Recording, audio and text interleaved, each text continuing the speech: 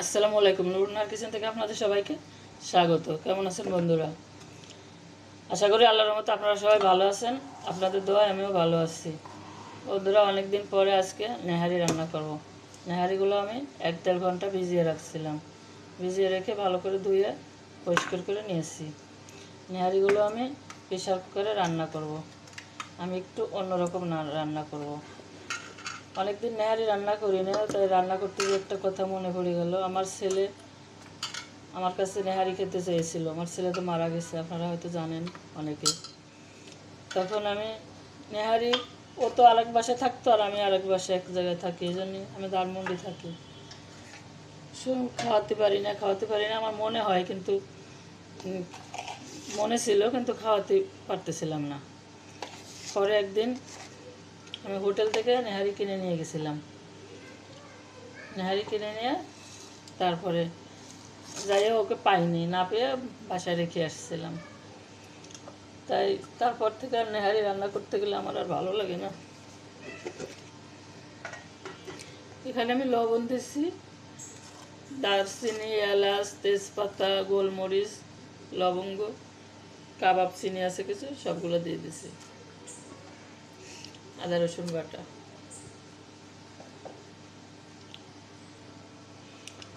রুচির গুঁড়ি, হলুদ, জিরের গুঁড়ি, মশলাগুলো দিয়ে দেবো।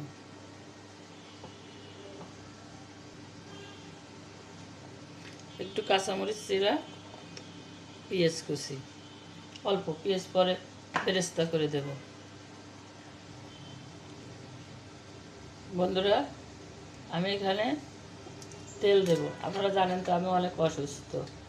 এবার আবার নতুন করে টেস্ট করেছি, অনেক সমস্যা ধরা পড়ছে। এখন ডাক্তারে আমাকে গরুর মাংস, গরুর কলিজা, গরুর মগজ, ভুঁড়ি সব কিছু খেতে নিষেধ করছে। যেমন নেহারিও খাওয়া যাবে না। আমি রান্না করতেছি কিন্তু খেতে পারবো না, এরকম অবস্থা। আর তেল খাইতে নিষেধ করছে। এখন একটু অলিভ অয়েল দিলাম। আমাদের মতো গরিব মানুষ অলিভ অয়েল দিয়ে খাওয়া তো খুবই কষ্টের ব্যাপার। এখন আমি হাতে মেখে নেব।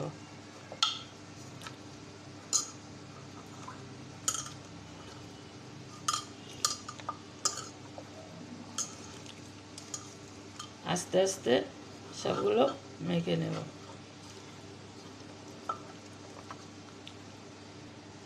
বন্ধুরা, মেখে নিচ্ছি, পানি দিয়ে দেবো। পানি দেব 1.5 কাপ।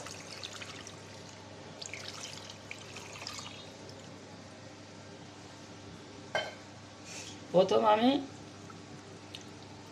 ফুল আঁচে রান্না করব 5 মিনিট।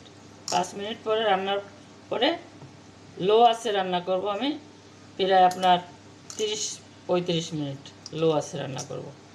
একদম নরম হয়ে যাবে, আবার জুস থাকবে, ঝোলটা থাকবে, এই জন্য লো আঁচে রান্না করব।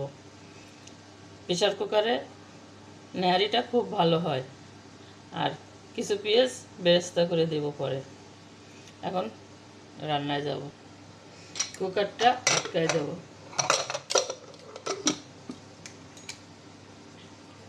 বন্ধুরা, আমি একদম ফুল আছে রান্নাটা বসাইছি। এই দেখেন, চুলাতে এমনি গ্যাস কম, ফুল আছে। এখন 5 মিনিট জাল হওয়ার পরে আমি কমাই দেবো চুলা। বন্ধুরা, পেঁয়াজ বেরেস্তা করে নেব।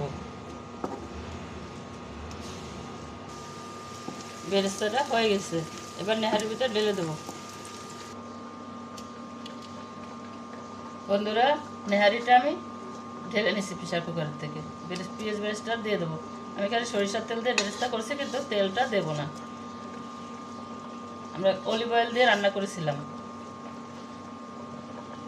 তারপরে নেহারির তেলে দেখেন কত তেল হয়ে গেছে। বন্ধুরা, নেহারিটা একদম সফট হয়ে গেছে, একদম দেখেন কি সুন্দর সফট হয়েছে।